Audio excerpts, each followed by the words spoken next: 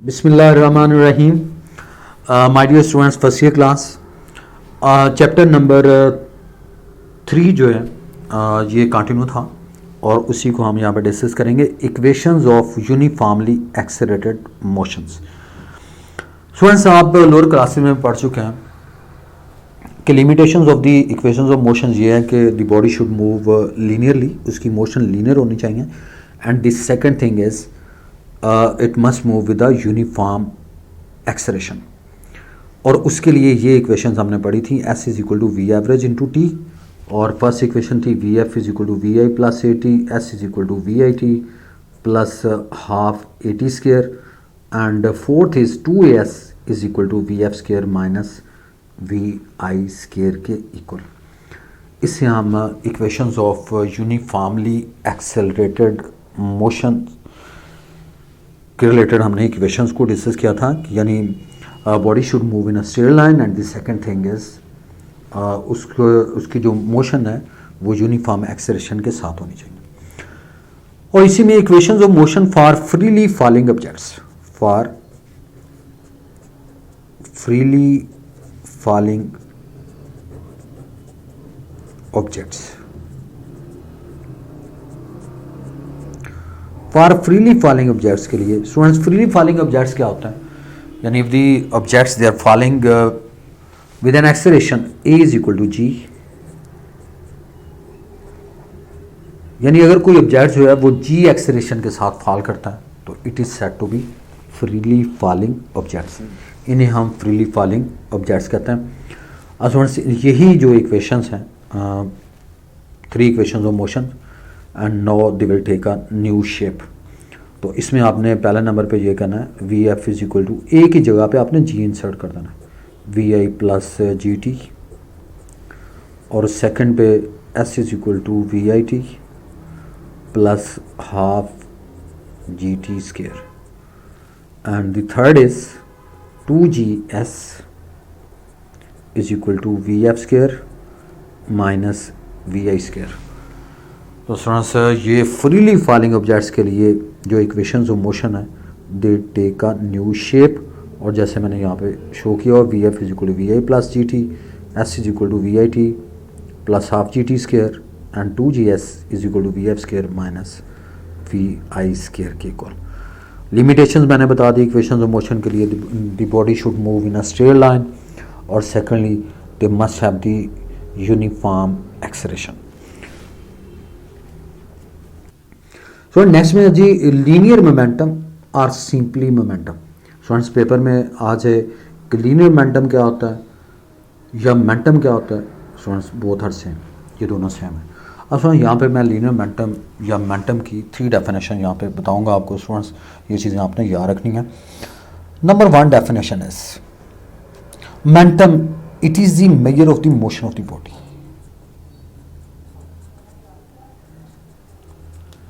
It is the measure of the motion of a body. It is the measure of a motion of body is called linear momentum or simply momentum, और उसको हम P से ज़ाहिर करते हैं। Number 2 is a physical quantity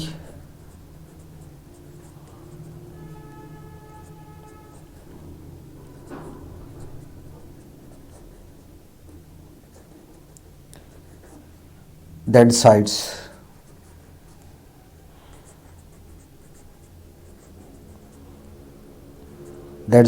how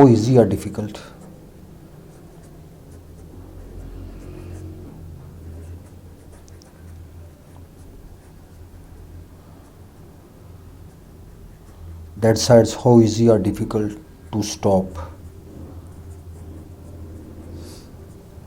a moving body।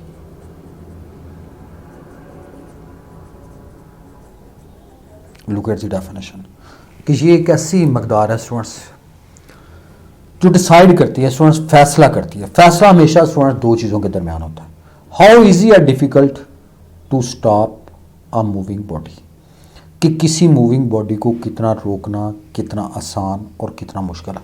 Students, इस definition को समझने के लिए I will give you 2 examples. Students फर्ज करें कोई बॉल है, वो आपकी तरफ आ रहा है and you are asked to stop it, आप उसे रोकना चाहते हैं। You can do it easily, आप उसे ईजिली रोक सकते हैं। वजह उसकी क्या है कि इट हैज़ स्मॉलर मैस, इसका मैस स्मॉलर होता है। And if you are asked to stop a truck, you can't do that because it has larger mass, क्योंकि इसका मैस लार्जर होता है। तो यहां से हमें यह कंफर्म हो गया कि मैस वो क्वांटिटी है जो ये डिसाइड करती है कि किसी बॉडी को रोकना कितना आसान और कितना मुश्किल है। That is the first one. Second में आप सेकंड एग्जांपल में आप ये मेंशन कर सकते हैं, the ball is coming towards you and you are asked to stop it. Students, you can do it easily because it has smaller velocity, इसकी velocity smaller होती है। And if you are asked to stop a bullet, you can't do that. वजह उसकी क्या है कि it has larger velocity, कि इसकी वेलोसिटी लार्जर है। तो इसका मतलब यह हुआ कि टू ऐसी क्वांटिटीज हैं, एक मैस और दूसरी वेलोसिटी, जो ये डिसाइड करती हैं कि किसी मूविंग ऑब्जेक्ट को रोकना कितना आसान और कितना मुश्किल है। तो इस क्वांटिटी को हम स्टूडेंट्स मोमेंटम कहते हैं। अब थर्ड डेफिनेशन इसकी मैथमेटिकल डेफिनेशन है कि it is the product of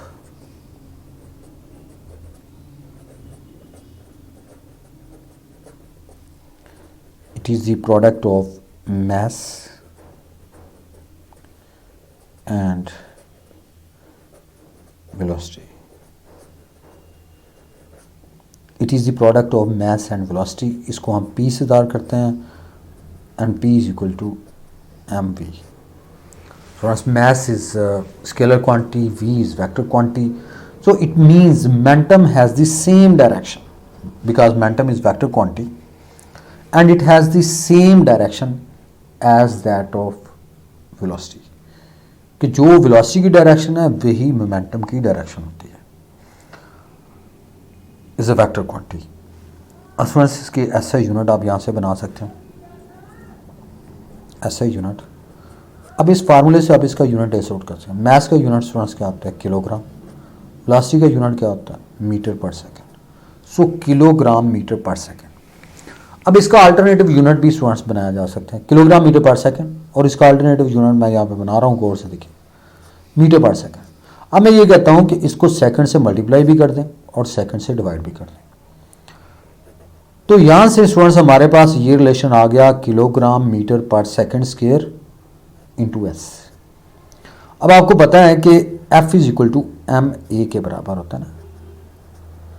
अब देखिए, फोर्स का यूनिट न्यूटन, मैस का किलोग्राम, ए का metre per second square.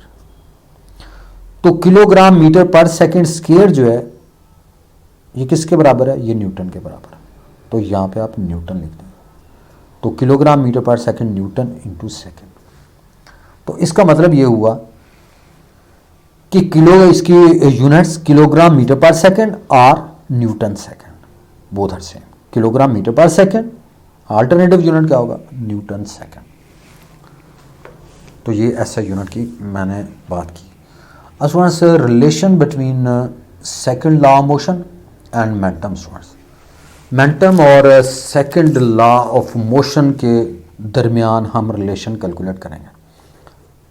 Relation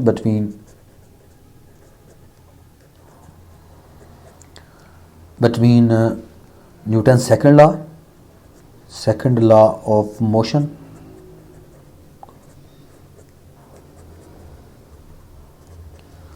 and momentum, इनके दरमियान हम स्टूडेंट्स से रिलेशन को यहाँ पे डेवलप करेंगे। अब स्टूडेंट्स आपको let's suppose we have a body. Body किसको कहते हैं, हैविंग डेफिनेट मैस। एक बॉडी है जिसका मैस m है, let's suppose that is the body and having mass m के बराबर है, and moving with velocity vi, और ये vi वेलोसिटी के साथ मूव कर रहा है, vi वेलोसिटी के साथ। Let some force F, external force it acts on it, ये इसके ऊपर एक्ट करती है फॉर टाइम टी टाइम के लिए, एंड इट्स वेलोसिटी बिकम्स, अब इसकी बॉडी की जो वेलोसिटी है students, it becomes V F, और ये वी एफ बन जाती है। स्टूडेंट्स हमारे पास एक बॉडी है जिसका मास एम है, its initial velocity is V A, let some force F acts on it for time T and its velocity becomes V F in time T.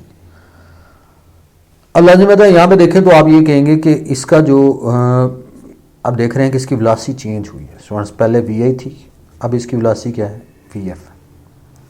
Velocity changes, यदि velocity changes acceleration is produce, तो acceleration किसके बराबर होगा students, v F minus we I divided by t. So that is the acceleration v है, is a vector quantity students. So acceleration is rate of change of velocity, यानी पहले we आई थी उसके बाद वी एफ बनी in time t, definitely acceleration is produce. So a is equal to V F minus we I divided by t, and let's suppose it is the first equation. और according to second law of motion students हम already जानते हैं f is equal to m a के बराबर, f is equal to m a के equal, और यहाँ से ए की वैल्यू को अगर आप कैलकुलेट करें तो a will be equal to f over m, and we have another equation is there, I mean equation number 2. So A is equal to Vf minus Va divided by T, and A is equal to F over M, and it is the second equation. अब students in दोनों को आपने equate करना है, तो equating 1 and 2 we get equating 1 and 2, एक और दो को आप इक्वेट कर लें, तो इक्वेट करेंगे तो स्टूडेंट्स हमारे पास ये रिलेशन आएगा F over M is equal to V F minus we I divided by T के इक्वल होगा। अब स्टूडेंट्स इस एम को आप इधर शिफ्ट कर दें, cross multiply, F is equal to ये बराबर हो गया किसके, एम वी एफ माइनस, अब देखिए ये एम दोनों के साथ मल्टीप्लाई होगा, वी एफ के साथ भी और वी आई के साथ भी, यानी M is multiply cross multiply M V F minus M V I divided by T. अब यहां से आप ये कहेंगे कि F is equal to M V F का मतलब होता है फाइनल मोमेंटम, और एम वी आई का मतलब क्या होता है, initial momentum divided by T. So F is equal to P F minus P I divided by t. So that is the final momentum and that is the initial momentum divided by t. And what is this? It is equal to change in momentum, delta p. So that is the change in momentum divided by t. तो यहाँ से students हमारे पास relation आ गया f is equal to delta p over t के equal. What it shows? It shows that the time rate of change, time rate of change of momentum, time rate of change of momentum of a body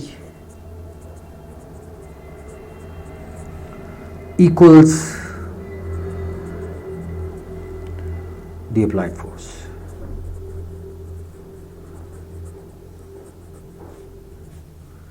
equals the applied force. दोबारा सुनना है, अब ये relation जार करता है students F is equal to delta P over T.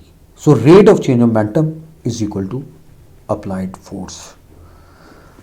अब student next में आता है इसी के रिलेशन, इसी के रिलेटेड स्टूडेंट्स नेक्स्ट में impulse or impulse of a force. Students a very important term, impulse or impulse of a force।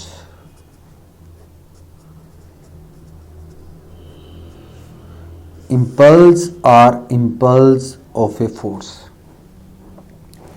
Students वही रिलेशन हम यहाँ पे भी ये कहेंगे कि consider a body of mass m, its initial velocity is vi, let some force F(x) on it, its velocity changes to Vf in time t. Same relation जैसे हमने इसको ड्राइव किया, बिल्कुल उसी तरह आपने इसको भी अप्लाई करना है। अब यहां से हम ये कहेंगे कि इम्पल्स और इम्पल्स ऑफ ए फोर्स की डेफिनेशन सबसे पहले क्या होती है students? When a large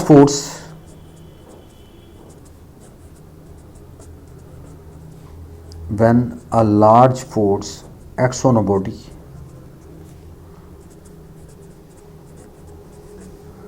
for a short time, when a large force acts on a body for a short time, then the product of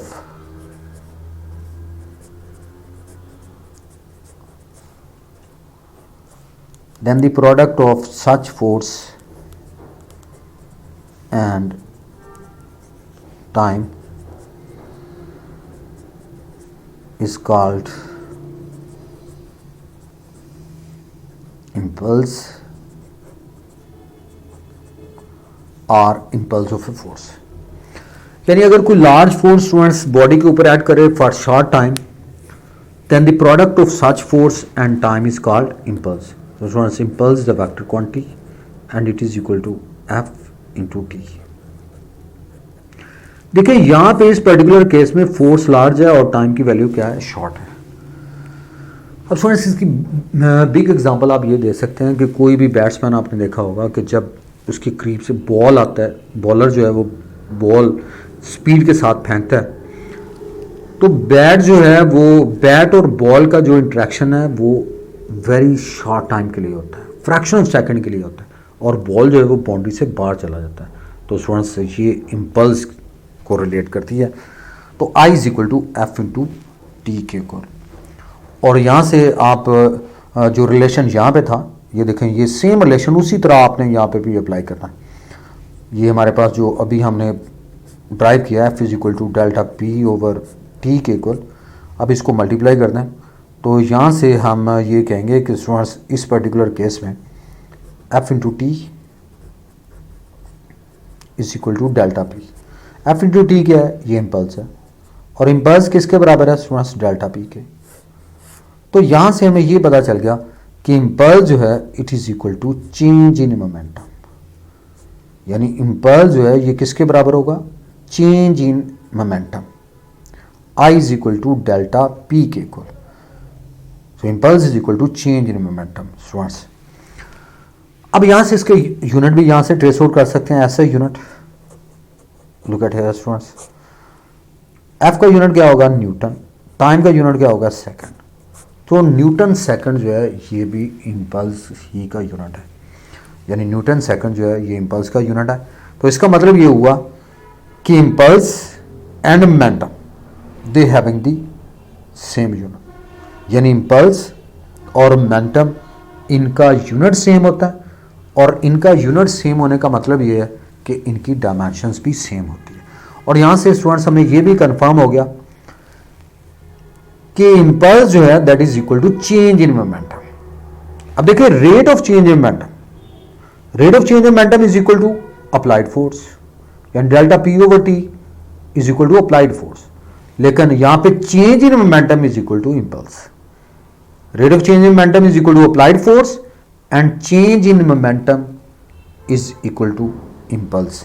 ये इम्पल्स के बराबर होता है। तो ये स्टूडेंट्स आपने इम्पल्स के रिलेटेड जो है ये चीज़ें आपने याद रखनी है। तो नेक्स्ट टाइम इंशाल्लाह will discuss the law of conservation of momentum. Students सबसे इंपॉर्टेंट आर्टिकल है लॉन्ग क्वेश्चन की सूरत में इस पर्टिकुलर केस में। Thank you all students.